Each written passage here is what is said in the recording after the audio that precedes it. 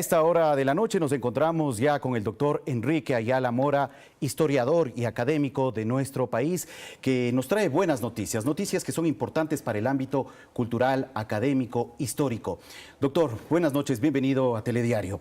Conocemos que la nueva historia del Ecuador, una gran obra que se trabajó sobre todo en la década de los 80 y parte de los 90, va ahora a ser publicada en una tercera edición. ¿Por qué esta decisión? ¿Cómo no? En primer lugar, porque hacía falta tenerla.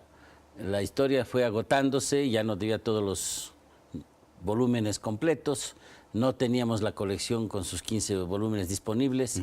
Entonces, aprovechando su tercera década, se resolvió hacer una reedición general de esta nueva historia y ahora está a disposición del público. Precisamente será lanzada el próximo día lunes en la Universidad Andina Simón Bolívar, en un acto que tendrá por primera parte pues una evaluación de la historia por parte de jóvenes historiadores del país que pueden ya verla en perspectiva, juzgarla, y en una segunda parte que será un acto formal de lanzamiento en el que participarán los representantes de las entidades auspiciantes, la Corporación Editora Nacional y la Universidad Andina Simón Bolívar, y además estará presente el presidente de la República. Yo tuve la ocasión de conversar con él hace unos días y le conté que estábamos preparando el lanzamiento de la nueva historia. ¿Qué le dijo el presidente? Me dijo, yo aprendí historia en los últimos años de mi universidad en ese libro. Me alegro que esté reeditándose, y yo aproveché para invitarle, y él, rompiendo un poco el protocolo y su agenda, dijo, ay, quiero estar. Y entonces pues va a estar presente también un lector calificado de la nueva historia, sí. ¿no? Bueno, doctor, usted es historiador.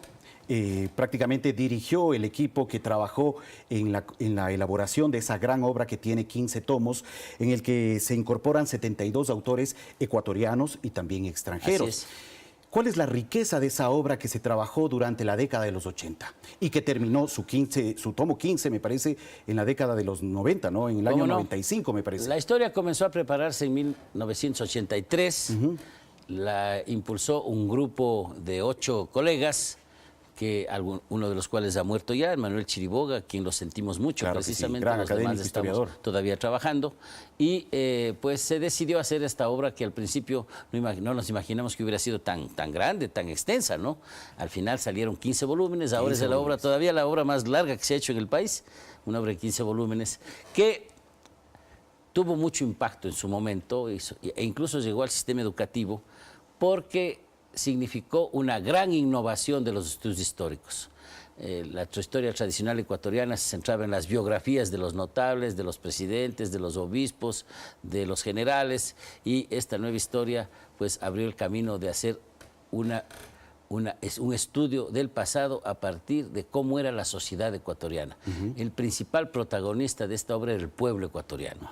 No se estudiaban hechos puntuales, que también se mencionan en la narrativa, obviamente, sino procesos históricos. Y entonces, por ejemplo, desapareció de la periodización el apellido de los presidentes, el florianismo, el garcianismo, etcétera, y pasó a ser la fundación de la República, consolidación del Estado, la revolución liberal. Se le dio una mejor estructura. Claro, una estructura que permite conocer mejor cómo funcionó la sociedad ecuatoriana, cómo fue generándose este Estado nacional que es nuestro país, que llamamos nuestra patria, que es el Ecuador. En el marco internacional, otra de las innovaciones fue pues que ya no se veía la historia solamente desde el Carchi al Macará, sino en el marco del mundo y sobre todo de América Latina. Entonces se podía hacer estudios comparativos, constataciones de cómo procesos fueron dándose en los países vecinos e incluso en el resto del mundo. Para hablar de la Revolución Liberal, por ejemplo, no fue un fenómeno local, un fenómeno de grandes dimensiones, o la crisis de los años 20. Por otra parte, pues se hizo un estudio profundo, bien hecho, sobre el impacto del auge cacaotero, por ejemplo.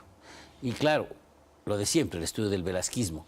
Pero lo interesante sobre todo es que comenzó por lo que se llamaba época aborigen, es decir, se decidió dar un nombre en positivo a lo que antes se llamaba la prehistoria, como si los pueblos indígenas no hubieran tenido historia. Y entonces, pues, este libro en su conjunto abrió una serie de caminos para investigaciones nuevas que se han hecho en estos últimos años, y además para temas nuevos. Por ejemplo, comenzó a discutirse el papel de la mujer, el papel de la naturaleza en la historia y sobre todo el papel de las regiones en la historia. Entonces, y eso es lo que se recoge, ¿no? Así es. Y luego una cosa curiosa es que es la primera vez que se escribió historia de la vida cotidiana, cómo eran los bautizos, cómo la gente vivía en sus casas, qué comían, en definitiva, que es parte también de la historia, no solamente las guerras, no solamente las polémicas entre políticos, sino también cómo eran las tertulias de fin de semana, cómo la ciudad de Quito, la ciudad de Guayaquil, incluso los pueblos chiquitos fueron adoptando la luz eléctrica, etcétera, ¿no? Conocer la cultura propia de nuestro país, ¿no? Exactamente, nuestro esfuerzo fue grande y tenemos mucha satisfacción de que tuvo mucho impacto. Ahora pues está disponible ya nuevamente en su versión inicial, pero claro, nos queda el compromiso de impulsar ya con nuestros alumnos, con una nueva generación, una historia contemporánea del Ecuador que precisamente llegue a nuestros días, hasta el año 2020. Exactamente a eso iba. Muchos dirán, esta gran obra, La nueva historia del Ecuador, recoge una buena parte de la historia de nuestro país, pero hasta la década de los 90 aproximadamente. Exactamente. ¿Qué es lo que pasa con los últimos años, donde también el país ha vivido momentos históricos muy importantes que han marcado el destino de nuestra nación? ¿Cómo no? Es tan importante el hecho que desechamos la idea de aumentarle un volumen. Lo que hicimos es, hagamos otro trabajo complementario que dé continuidad al análisis de la nueva historia y va a ser en 3 tomos que vea precisamente los aspectos de la dimensión internacional,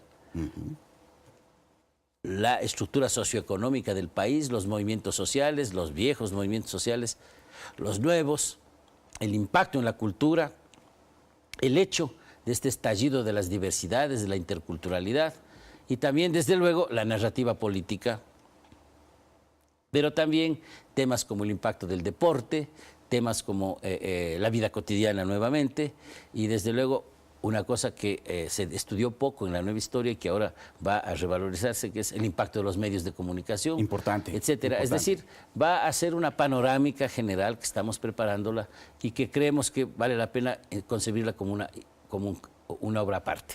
¿Cuándo podríamos nosotros, la sociedad ecuatoriana, contar con este gran trabajo académico? Ya tenemos puesta la fecha, el 2020 tendremos la nueva historia que llegará precisamente hasta ese año, de manera que está, entre comillas, actualizada. En cuanto a la nueva historia, lo que hoy se publica, pues no solamente tiene todos estos trabajos, son 72 autores, claro, y más de 80 trabajos individuales. Yo fui el editor, el coordinador, yo escribí 5 artículos de los 80 y tantos, que precisamente que tratan lo más diverso de la realidad. En algunos casos esos ya han sido superados porque se ha hecho investigación. En otros, en cambio, tenemos unos artículos que son clásicos. Pero además, la nueva historia tiene ensayos generales sobre problemas de región, el tema indígena, por ejemplo, ya está incluido, la presencia de los negros está incluido, el tema jurídico, una historia jurídica que no se había escrito nunca, y además hay una cronología, desde 12.000 años antes de Cristo hasta los años 90. Y por último, un tomo con documentos fundamentales como, qué sé yo, los documentos de la Fundación de Cuenca, los documentos que corresponden a la creación de la Audiencia de Quito, hasta la paz con el Perú. Muy bien, importantísimo. Bueno, antes de finalizar esta entrevista, quisiéramos que usted, desde su experiencia como académico, nos recuerde la importancia de mantener viva la historia. ¿Para qué nos sirve? Claro, desgraciadamente en los últimos años se ha suprimido la enseñanza de historia, la enseñanza de cívica en el país, y eso ha influido, no digo que sea la causa fundamental, pero ha influido incluso para que los valores se desmoronen y se dé rienda suelta a la corrupción, al desorden, en fin. Y en ese sentido, pues una historia insurgente, que fue la nueva historia, una historia comprometida, pues nos trajo también este mensaje de que había que plantearle a la gente común y corriente, ¿no?, a los niños incluso en las escuelas, de dónde venimos, cuál es nuestro origen, cómo se ha construido la identidad del Ecuador, cómo el Ecuador, pues como que hoy conocemos, tiene raíces profundas. Ya digo, 10.000 años antes de Cristo ya estaba la gente viviendo en estos territorios. Claro. Luego se desarrolla aquí la agricultura, un tema muy importante, y claro, viene la conquista, la época colonial, la independencia, que tiene nuevas perspectivas, y por último la república, que es a lo que más extensamente se dedica la obra. Pero lo importante de todo esto es que la historia no fue escrita solo para leernos entre historiadores. Exacto. Del primer volumen se vendieron 9.000 ejemplares. Increíble. Y luego se ha bajado a un promedio de 4.000 más o menos. Y es decir, que hay mucha gente que la ha leído. Yo entro a veces en casas privadas, a veces muy modestas, y veo con satisfacción que ahí está la nueva historia. Claro que sí. Muchos aprendimos historia a partir de esa gran obra. Muchos habrán hecho las consultas y es precisamente lo que ahora queremos, es que la historia llegue a las bibliotecas, a las universidades, a los colegios, como un instrumento de consulta, como un instrumento de trabajo para maestros y estudiantes. Muy bien, doctor. Antes de finalizar, aquí tienen una muestra de la nueva historia del Ecuador. ¿Nos recuerda cuándo va a presentarse esta tercera edición? ¿Cómo no? Está previsto un acto en la Universidad Andina Simón Bolívar, en el Paraninfo, el día lunes a las 5 de la tarde. La primera parte, como mencioné, es una evaluación que se hace por parte de nuevos historiadores y nuevas historiadoras, y luego, claro, ser el acto más formal de presentación. Pero ese es solo un hito, porque lo que más nos interesa es volver a discutirla en el sistema educativo, en los ambientes culturales, porque esta obra sobre todo quiere ser un aporte para seguir avanzando en la investigación histórica. Esta no concluye nunca.